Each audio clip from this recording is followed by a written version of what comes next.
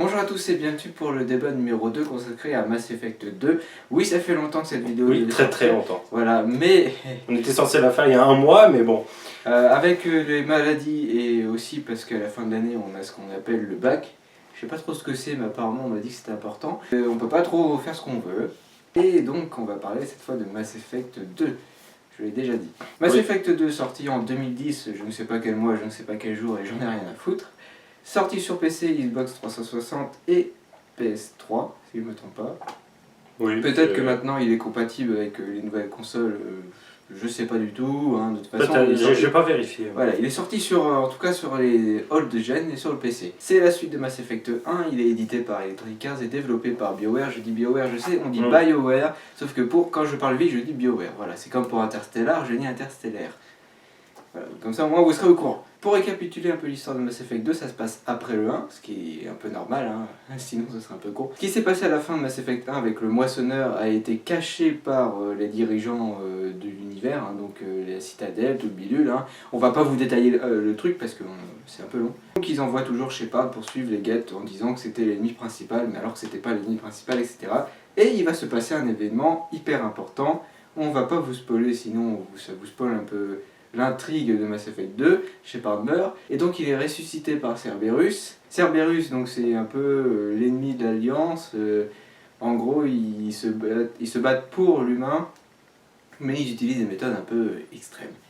Très radical. Voilà, très radical. Il ressuscite Shepard pour lui confier la mission de poursuivre les récolteurs. Donc ce sont les nouveaux ennemis qui obéissent aux moissonneurs et qui récoltent les colonies humaines. Pourquoi faire, vous le découvrirez dans le jeu. Maintenant on va passer à l'avis général du jeu, et je te laisse commencer. Alors concernant le jeu en lui-même, c'est déjà un très bon jeu, hein, surtout avec cette trilogie, c'est l'un des... je pense que c'est le meilleur jeu de la trilogie pour moi, déjà rien qu'au niveau de sa durée de vie. C'est le jeu qui a le plus de contenu, donc c'est aussi... moi par exemple, moi je joue tout le temps en démentiel, à la difficulté la plus haute, et je joue, et pour moi ça fait, une partie ça peut durer 50 heures. Après au niveau de la difficulté, comme je disais, moi je joue en démentiel, et en démentiel ce qui est pas mal, c'est que franchement ça rend le jeu très très difficile. La fin, sans spoiler, c'est extrêmement difficile, tous ceux qui ont fait la fin du jeu diront en démentiel, comprendront là où je veux en venir. Alors moi concernant l'avis général, j'ai bien aimé le jeu, je lis mes notes en même temps, vous voyez des notes. Concernant l'avis général, j'ai bien aimé le jeu, pour moi c'est le meilleur épisode. Il y a de l'action donc j'aime bien, il y a un bon scénario, voilà. Oui, c'est vrai. Et on est moins perdu comparé au 1, je trouve. Donc après, il y en a qui vont dire c'est trop linéaire, je suis d'accord, pour un jeu qui se dit RPG, jeu de rôle. Les missions sont linéaires, mais après dans l'ordre des missions, c'est pas linéaire du tout. Ouais.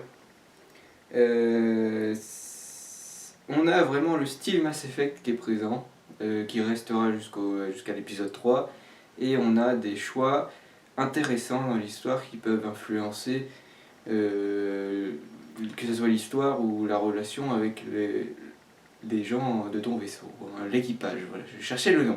Alors en gros, si vous voulez vraiment que je détaille, je vais vous lire ce que j'ai marqué pour les arguments, ce que j'ai bien aimé. J'aime l'action, le scénario, les choix, les graphiques, les personnages, les cinématiques, la musique et les missions. Et la mission finale, je crois que c'est ça, voilà, la mission finale, car elle est épique, etc. etc. Pour revenir aux musiques, les musiques vont très bien avec le jeu. Surtout la dernière, elle est énorme. Voilà, en fait je pense qu'il nous a marqué tous dans Mass Effect 2, c'est la fin. Oui. Enfin la mission finale, après la fin en elle-même, est-ce qu'elle est bien? Donc concernant les missions primaires, moi je vais commencer par là. Ce que je constate, c'est quand même il y a certaines elles sont intéressantes, elles sont assez longues, enfin, ça dépend lesquelles. Par contre elles ont un petit côté répétitif, je pense. On va toujours enfin, il y a toujours la baston, c'est quasiment des fois tout le temps la même chose. Des fois on rentre dans une zone et on sait qu'on doit affronter, on se bastonne, c'est toujours la même chose. Mais là, sinon c'est quand même assez bien recherché des fois. Vas-y. Moi je vais vous dire maintenant ce que j'ai marqué dans mes notes en j'aime pas. Alors je vais lire pas mal mes notes juste pour les points que j'aime et que j'aime pas parce que sinon je m'en souviendrai pas. Ce que j'aime pas, c'est les missions secondaires. Parce que déjà, il y en a très peu, en gros, à part aller chercher les personnes. Alors, je vais dire ce que j'ai marqué exactement. Elles sont pas très bien recherchées, les missions annexes. J'aime, mais ce sont des missions où tu es obligé de faire, car si tu ne le fais pas, tu n'auras pas la meilleure fin. Et pour moi, une mission secondaire, ça doit rester secondaire et pas obligatoire. De plus, les missions annexes ne sont pas très recherchées parce que certaines, il n'y en a aucune difficulté, on ne sait même pas à quoi elles servent. Elles sont quand même bien cachées pour certaines, mais il y a certaines missions qui sont pas intéressantes au point de vue de l'histoire, mais amusantes à faire. C'est vrai qu'une fois, il y a une mission de sauvetage, je ne voyais pas du tout l'intérêt de le faire. C'est pareil pour les missions secondaires où on doit aider les coéquipiers. Pour moi, ça ne serait pas obligé, mais on est obligé de le faire pour aider pour avoir la meilleure fin. Mais elles sont déjà plus intéressantes que les missions parce qu'il y a un cachées. scénario. Alors après, ils disent mission secondaire pour les coéquipiers, ils auraient dû appeler ça autrement. Et je crois que j'ai marqué autre chose. Ah oui, voilà, je disais que c'était trop linéaire. Donc c'est une qualité mais un gros défaut parce que c'est vraiment très linéaire. Après tu avais dit le fait de choisir l'ordre des missions, mais on est un peu obligé de les faire quand même. Donc c'est linéaire. Il n'y a pas assez de vie en dehors du vaisseau. Je crois que c'est ce que j'ai mis. Pourquoi je sais pas. Il n'y a pas assez de vie apparemment en dehors du vaisseau. Donc ah oui, oui c'est ça. En fait il y a dans les planètes etc. Il n'y a pas assez c'est-à-dire les gens ils restent. Ils bougent pas, enfin... Ouais, ils sont figés, quoi. Bon, quand même, hein, c'est quand même assez vivant. Hein. Moi, je trouve quand même qu'on est quand même dans un univers assez vivant, dans les hubs, comme Tuchanka, la Citadelle, l'Oméga. Pour finir sur les points que j'aime pas, l'histoire est souvent mal expliquée. C'est-à-dire qu'on a du mal à comprendre tout de suite les moissonneurs, le pouvoir de contrôler les gens... qui sont les récolteurs, l'énergie noire, machin. C'est un peu mal expliqué, c'est un peu fait à la va-vite, et des fois, par moment, et on comprend pas très bien. Alors après, on peut peut-être aller lire dans les trucs annexes, mais je la flemme. Et un gros point pour moi que j'aime pas, c'est les DLC. Qu'est-ce que tu n'aimes pas chez les DLC? Je trouve qu'ils sont un peu gnognottes, c'est ce que j'ai marqué, c'est-à-dire, je vais prendre l'exemple du DLC Normandie Crash, où l'on va chercher les restes du... Ma mère, je viens de spoiler l'intrigue du Mass Effect du début. En gros... c'est vrai que cet épisode... On va chercher les restes du Normandie pour du nom. On va juste faire une statue à l'honneur de Mass Effect pour nous rappeler un peu les trucs du Mass Effect 1, des images du jeu Mass Effect 1. Et hop, on va récolter les 20 les colliers qui ont payé. Voilà, les colliers là, avec les trucs de l'armée. C'est vrai que cette mission, elle est pas top du tout, elle est inutile. Et là, on va s'attaquer aux gros DLC, donc les DLC qui rajoutent pour moi des personnages. Ouais, mais je trouve que j'ai trouvé quand même pas mal ces DLC au niveau... Oui, il y a une mission, enfin tu achètes le DLC déjà cher, oui. Tu as le personnage, je sais que sont chers les DLC. Tu fais une mission et tu t'entends plus parler du personnage. C'est-à-dire le personnage il vient même pas dans les conversations, tout. Sauf un, quand même. De toute façon il n'y en a que deux. Donc, ouais, enfin il y a... Donc maintenant on va passer au bon point du jeu par rapport à nos goûts et aux mauvais points. Alors on a déjà parlé un peu vite fait ce qu'on aime, ce qu'on n'aime pas, mais on n'a pas parlé de ce qu'on considère étant un bon point et étant un mauvais point. Donc je vais te laisser, si tu veux commencer les bons points. Alors concernant les bons points, on a quand même, au niveau de la qualité, on a quand même un jeu très très très beau. Faut l'avouer. Des fois ça m'arrive de contempler pendant plusieurs minutes un panorama qui est juste excellent.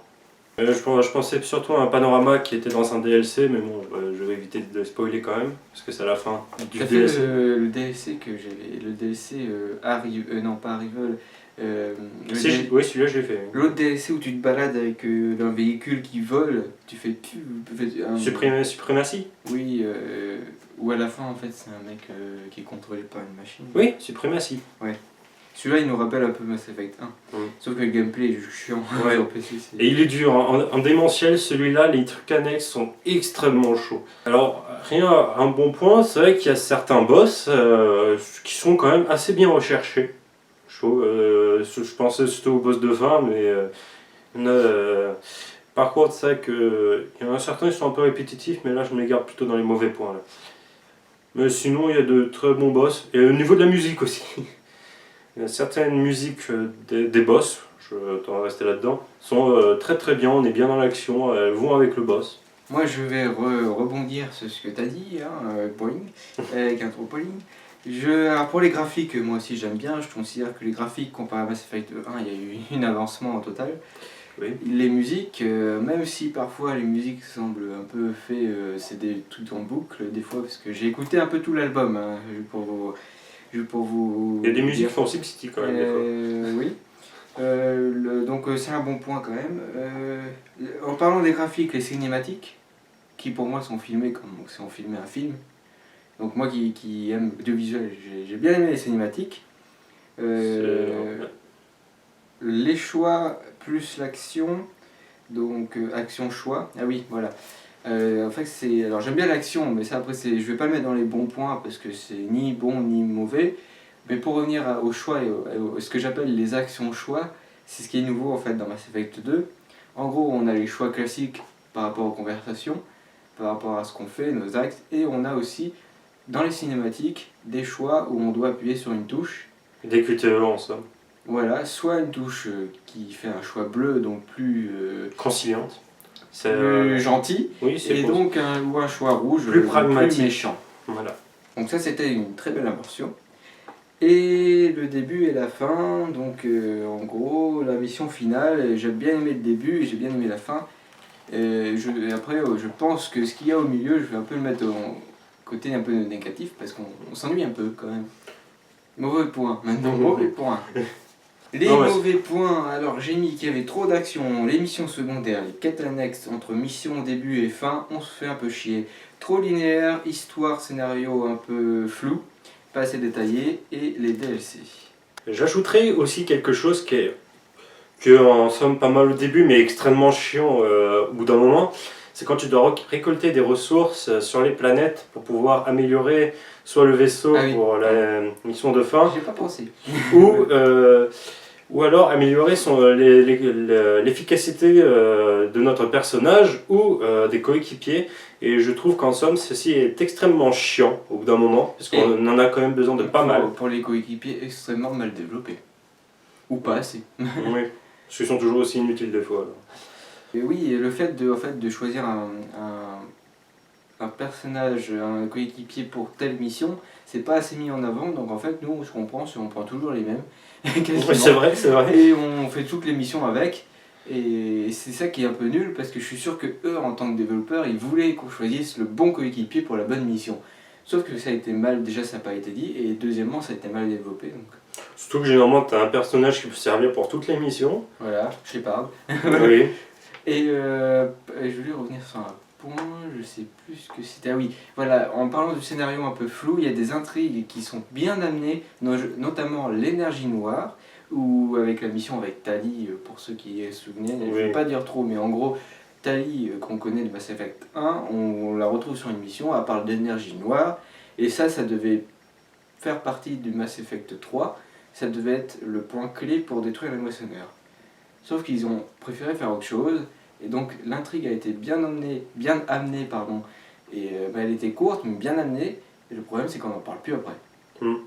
Ça c'est, en parlant de la mission finale, à propos de quelque chose, la répercussion qu'il y aura avec Mass Effect 3, c'est qu'au final on a une très très bonne mission de fin à la fin de Mass Effect 2, mais par contre pour Mass Effect 3 il n'y a quasi aucune répercussion. C'est dommage. Oui, voilà, mais ça on y reviendra dans Mass Effect 3, mais c'est vrai qu'il est un peu déçu, mais ça après on s'éloigne un peu de Mass Effect 2, mais pour faire une petite parenthèse, oui c'est un peu... En gros on se casse le cul à faire la dernière mission, mais elle sert pas à grand chose. C'est ça un peu le problème. Je suis sûr qu'il y a des petits points genre tout cons qui ont plus d'impact que la dernière mission. Et c'est chiant. Après on peut revenir aussi sur un point qui a été amélioré par rapport à la demande des fans, c'est la romance. J'ai pas mis dans les bons points ni mauvais parce que ça, pour moi, je considère pas vraiment que ça fait partie du jeu, c'est un bonus. Oui, un bonus. Pour ceux que ça intéresse, il y a plus de choix que dans Mass Effect 1. Voilà, il y a Garrus qui a été emmené, donc en fait ils ont écouté les fans et je trouve ça sympa d'avoir écouté et mis des trucs. Après, c'est vrai qu'avec les missions, par exemple avec Liara, si on est avec Liara une mission, DLC, on peut retrouver Liara et tout. Donc c'est un peu, voilà, il y a des petits trucs. D'ailleurs, avec la Pour mission. revenir au Normandy Crash, il y a aussi le casque et tout. Enfin, il y a plein de petits objets qui sont sympas, mais après, c'est vrai qu'au niveau de l'histoire. Bon, ouais, pour revenir avec la mission avec Lara, je crois que c'est au niveau du DLC, c'est le. Je dirais les.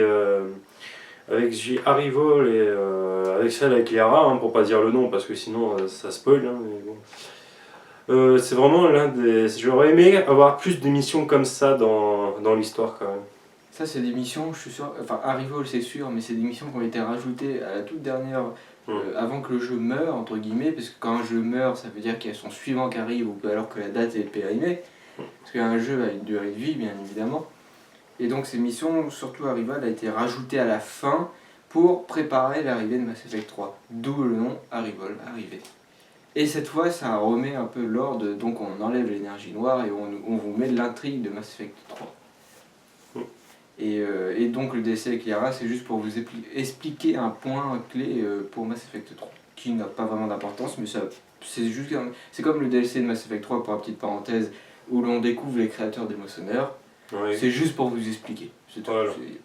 Il y a un point, alors là c'est plus un petit point, un petit plus, c'est que si on a joué à Mass Effect 1 et qu'on joue à Mass Effect 2 avec un fichier de Mass Effect 1, on commence, généralement on peut aller jusqu'au niveau 3 directement, quand on commence. Donc ça j'ai pas mis en bon point parce que c'est quelque chose qu'on a l'habitude, c'est vrai, c'est bien de me rappeler, je vais rajouter dans les bons points, on peut importer sa sauvegarde, donc son personnage, son histoire, donc l'histoire commence déjà avec les choix de Mass Effect 1, on va pas le répéter pour le débat sur Mass Effect 3, si on le répétera, moi je le dirai en tant que mauvais point pour Mass Effect 3, mais pour Mass Effect 2 c'est un bon point.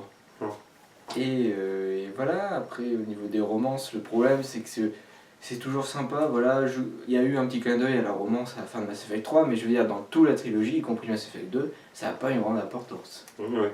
C'est juste pour le plaisir. Sans mauvais jeu de mots. Ouais. Donc pour conclure. En somme, c'est un jeu plutôt, dans la trilogie, c'est un jeu qu'on conseille énormément.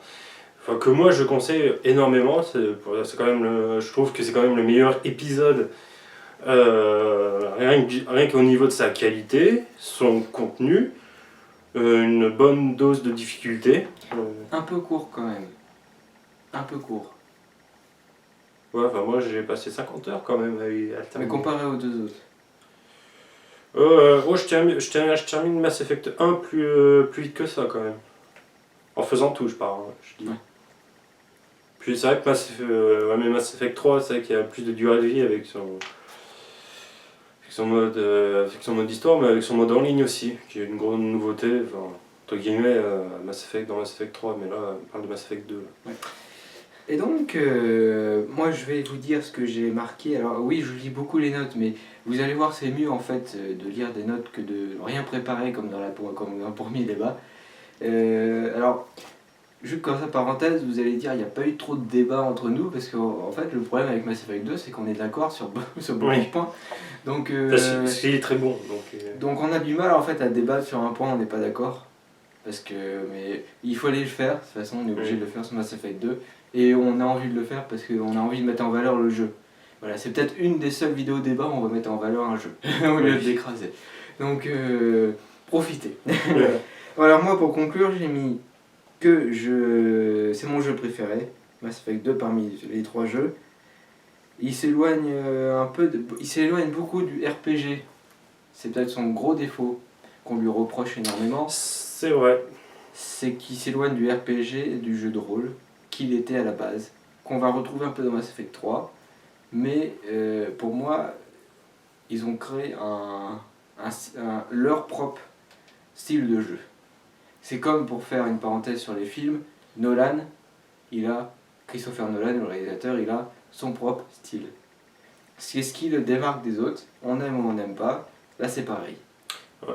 Et comme je le rappelle, le style RPG dans Mass Effect 2, ça se fait essentiellement avec les ressources qu'on récolte sur les planètes, comme j'en ai parlé tout à l'heure. Donc là j'avais mis en gros, j'avais encadré, il faut parler de l'énergie noire et du DLC Arrival, on en a assez parlé. Et donc il faut parler de la musique. J'ai mis, alors la musique, c'est vrai qu'elle est bien. Le seul problème que je le reproche, c'est à part pour les musiques épiques, on a des petites musiques pour moi qui sont juste en boucle avec les bruits du peu de tambour juste pour tirer. Enfin, je peux pas vous décrire une musique, car il suffit de l'écouter, mais Des musiques d'ambiance, quoi. voilà, c'est plus soit c'est musique hyper épique, hyper cool, soit c'est une petite musique d'ambiance. On n'a pas l'entre-deux. Et ça, c'est peut-être le seul défaut qu'il y a à la musique, mais autrement, c'est très bien foutu. Mm. D'ailleurs, en parlant de l'ambiance, ce jeu a quand même une très très bonne ambiance, hein, qu'on soit en mission ou pas en mission, hein, je veux dire entre deux missions. Moi surtout je pense notamment au Hub, mais enfin Citadel, Omega. Surtout moi, c'est mon petit plaisir, c'était Tuchanka. Mais... Après, l'ambiance, c'est vrai qu'elle a été aussi critiquée parce qu'elle était beaucoup plus sombre, beaucoup plus dark, beaucoup plus noire que le Mass Effect 1, mais ça correspond à l'histoire du jeu. Donc pour moi, j'aime ça, moi. c'est très bien. Puis comme en plus on n'est plus dans l'Alliance, on est chez Cerberus et tout, ça fait un changement, donc ça participe au changement et c'est très bien. L'ambiance noire qu'on ne retrouvera pas à 100% dans Mass Effect 3, mais qu'on retrouvera quand même. Et pour moi, pour finir, hein, je résumerai le jeu en un mot, épique. C'est vrai. Moi, c'est le seul mot que pour résumer Mass Effect 2. Épique, voilà. Excellent. Excellent. Et puis j'ai joué. Pas parfait, mais excellent. Voilà. Je sais pas si toi t'as fait l'histoire avec un homme ou une femme. Moi, je fais avec les deux, je me suis quand même. Voilà. Moi, j'essaie de faire le plus possible avec tous les personnages qu'on peut jouer. C'est-à-dire, moi, je fais un homme et une femme, puisqu'on peut toujours jouer entre homme Shepard ou femme Shepard. Voilà. Alors après. Je sais qu'il y en a qui ont critiqué dans Mass Effect 1 et tout, dans Mass Effect 2, de ne pas pouvoir choisir des aliens, sauf que là on parle d'une épopée épique d'un humain ou d'une humaine, donc c'est un peu normal que le héros principal soit un humain ou une humaine. Parce que souvent le jeu est comparé à un autre très célèbre jeu mais moins populaire qui se nomme Dragon Age, où là on peut choisir des nains, des elfes, des canaris, enfin pour ceux qui connaissent ce jeu, voilà, on peut choisir des aliens entre guillemets, puisque c'est pas vraiment des aliens, ou un humain ou une humaine, et on peut choisir le sexe. Donc souvent dans Mass Effect, ce qui lui reprochait c'est ça, mais il faut bien se remettre d'accord que le jeu, on est un héros qui est obligé d'être un héros humain, humaine, parce que c'est l'épopée de l'humain. Alors d'ailleurs, je me rappelle plus si c'est aussi dans Mass Effect 2, en tout cas dans Mass Effect 1, c'est là je crois, mais c'est au niveau du côté sérieux, au niveau de la voix, entre un homme et une femme, du côté de Shepard. Ah oui, voilà. Pour les doublages, je trouve que Mass Effect 2, c'est un des seuls épisodes où ils ont fait un effort sur le doublage homme et le doublage femme en version française. Pour Shepard. En tout cas, pour moi, c'est vraiment... Et puis, il y a des doublages qui sont mieux que les versions originales. Voilà. Après, il y a... Ce qui est bizarre, c'est qu'en France, nous, on aime bien le personnage de Miranda. Pas que pour ses formes, mais aussi pour sa voix. Alors qu'aux États-Unis, je crois, enfin en Amérique, ils aiment moins Miranda parce que la voix de l'actrice qui a prêté son visage pour le faire, elle a une voix beaucoup plus froide. Alors que nous, en VF, on a une voix beaucoup plus douce. C'est pour ça qu'on apprécie mieux Miranda. Et après, moi, personnellement, si je devais choisir, je prends Jack. Sans hésiter, parce que ça me correspond mieux. J'adore ce personnage, je le trouve super cool. Après... Ouais, parce qu'encore, c'est vrai que c'est l'épisode où ils ont fait un effort pour le doublage.